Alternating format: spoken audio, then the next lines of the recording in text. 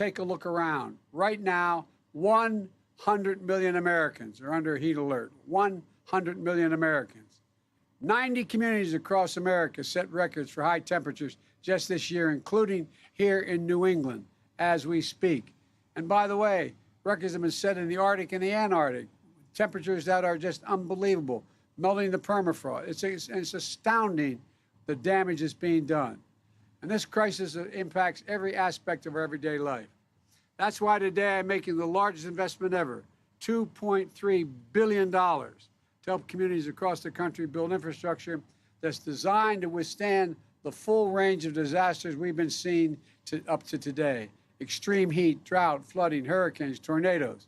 Right now, there are millions of people suffering from extreme heat. By the way, at home, records have been set. So my team is also working with the state. Temperatures that are just $385 million right now. It's astounding. For the first time, states will be able. President Joe Biden speaking in Massachusetts, announcing a $2.3 billion package to help communities across the US deal with disasters, and hopefully that will all be put towards infrastructure. He knows that he'll have to use his executive powers if Congress doesn't help him out here. As many as 90 communities, he said, across the US are dealing with high temperatures in extreme weather conditions right now.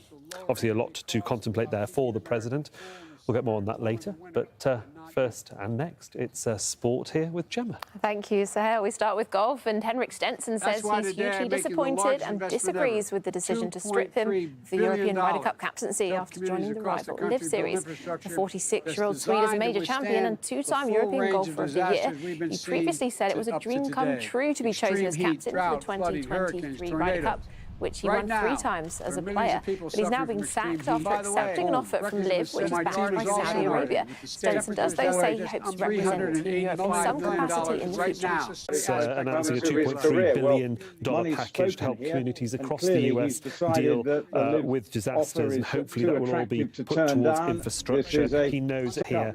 As many as 90 communities, he said, across the US are dealing with high temperatures in extreme weather conditions right now. Obviously a lot to contemplate there for the president. We'll get more on that later, but first and next, it's sport here with Gemma. Thank you, Sahel. We start with golf, and Henrik Stenson says he's hugely disappointed and disagrees with the decision to strip him of the European Ryder Cup captaincy after joining the rival Live Series. Because what that could mean, if they don't get world ranking points, then they won't get into majors and some of the big events. And this is just not a good look for the game of golf. And clearly, with the PGA Tour, there are a lot of rich young men anyway playing on this tour, yet they're prepared to gamble their futures. To some big upsets at the World Athletics. Norway's Karsten Warholm is arguably the biggest star in athletics right now. The Olympic champion in the 400-metre hurdles was going for his 3rd straight world title in Eugene. But after tearing his hamstring last month, he faded in the closing stages and eventually finished down in 7th place. And instead, it was the Brazilian Alison dos Santos who took gold. Which he won 3 times as a player, but he's now been sacked after accepting an offer from Live, which is backed by Saudi Arabia. Stenson does, though, say he hopes to represent Team Europe in some capacity in the future. I'm so proud. There was more disappointment for Norway in the men's 1500 metres. Another of their Olympic champions, Jakob Ingebrigtsen, suffered a shock defeat to Britain's Jake Whiteman, who passed him on the back straight to record the fastest time in the world this year. If that was a bronze or silver, I would have been very happy, but to actually come away with the flipping gold like that, that's the dream. It's an absolute dream. Australia's Eleanor Patterson literally came up with a leap of a lifetime to take gold in the high jump. She cleared an Oceania record of 2.02 metres to take gold, ahead of the Ukrainian favourite, Yaroslava Mahuchik. I'm actually honestly in disbelief. It's crazy. I think I'm going to be shaking my head and in disbelief for the whole month, week, year, who knows. Slovenia's Christian Che unleashed a huge throw in the men's discus final. His effort of 71.13 metres was enough to claim gold and dethrone the Olympic champion Daniel Stahl. And he secured a new championship record as well. David Stokes, Al Jazeera. And we're very fortunate to be joined by Eleanor Patterson in Oregon. Eleanor, Thank you so much for your time. I'm sure you are a woman very much in demand. Have you come to terms with being a world champion? No, certainly not. I'm still wrapping my head around what happened yesterday. Obviously, it was a crazy competition in so many facets that the level of athletes and women jumping high was incredible. And then, you know, the fact that I came away with the win has not sunk in one bit. And you're now just the 10th Australian to win a gold medal at the World Athletics Championships. What's the reaction been back home? It's been phenomenal. Yeah, it's wild to think that I am of that caliber. I knew I've been able to jump high for a long period, but to bring that to fruition and on the world stage like this, I'm just overjoyed, and even to be named in those, you know, 1 of 10 to achieve this is phenomenal. My phone has certainly been blowing up. I didn't touch it at all last night. I think I touched it like, you know, midnight or something, because I just wanted to spend time with my loved ones, my parents here, and my coach and things like that. And so then I started to like look at a few things, and there's been so much love and support from everyone. So just feeling pretty lucky to be in this position and having that, you know, love from everyone. And let's just go back a little bit. You won gold at the 2014 Commonwealth Games. That was as an 18-year-old, but you then struggled a bit with your career. Can you just talk us through the tough road it's been really to reach the point you are now?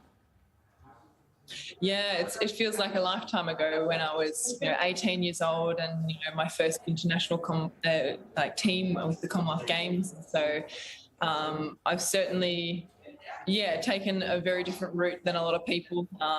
I just ended up not enjoying the sport a lot and wasn't competing well, and just needed a change of environment. And I didn't make the team to the Commonwealth Games in 2018, and so I stepped away from the sport, and I didn't touch a track for over a year. I didn't step inside a gym for over a year. I just was deciding who I wanted to be and also where I wanted to go. And so it got to a point where I was realizing that I wasn't finished with the sport. There was something more within me.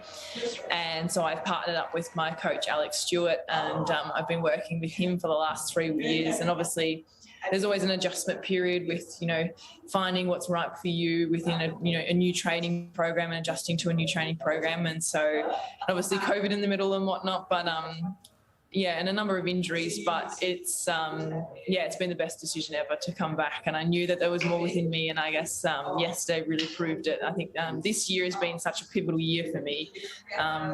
Jumping 2 meters for the first time at the World Indoors and getting silver was such a huge achievement, but to now come away with a PB and 202 and to be world champion is beyond belief in so many facets. It's going to take a while to sink in. And how do you cope with the pressure these days? What tools do you use? I think, a lot of it, you know, throughout my career, and what's the difference now is the maturity of myself as a person, but also, I guess, the difference in my preparation as well. I feel like I'm so much more prepared as a high jumper and well-rounded as a person as well. And so I'm a very visual person as well. I use a lot of visualization, and I guess I've run through comps many times in my head. And so I could see this outcome coming, but at the same time, you've got to bring it to fruition. And on the day, I think the biggest thing is maturity for me, and just gained experience having competed a lot more overseas has been pivotal in pushing me and challenging me, and I guess finding what works for me to remain calm and bring out these big jumps. Well, Eleanor Patterson, we'll let you go now because I'm sure there's going to be a lot of demand on your time going forward. Thank you so much for joining us. Eleanor Patterson, world champion. How does that sound? Yeah, insane. Thank you so much for having me. And that is all your sport for now. I'll have more for you a little bit later, Sahel. Thanks very much, Gemma. And Marion Marcy will have more news after the break from our London broadcast centre. But until then, from Gemma and me, Sahel Rahman, and the whole NewsHour team, thanks very much for your time and your company.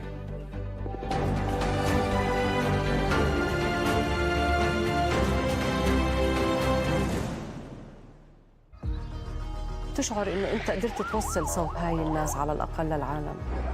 نحن نعايش وننقل تحرير جزء